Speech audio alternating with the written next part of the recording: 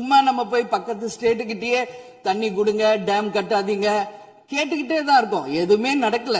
இது முக்கியமான சட்டமன்றம். இங்க வந்தவொன்னு எல்லாருக்கும் என்ன கொடுக்கறாங்க? தண்ணி தான் கொடுக்கறாங்க.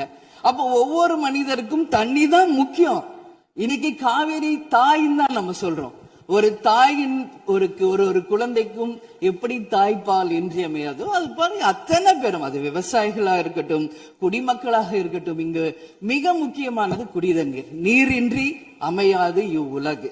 அதனால முதல்வர் அவர்களே, உங்களை நான் கேட்டுக்கிறது, எப்படி மின்மிகை மாநிலமாக தமிழகத்தை உருவாக்கணுமோ அது மாதிரி மின்மிகை நீர் மேலாண்மையை நாம் நிச்சயம் உருவாக்க வேண்டும் என்று கேட்டுக்கொள்கிறேன். மழை நமக்கு ஒரு கொடை, கடவுள் கொடுத்தது. அதற்கு இனி வர இருக்கும் மழை காலத்திற்கு முன் அதற்கான தீர்வுகளை நாம் ஏற்படுத்தி எங்கெல்லாம்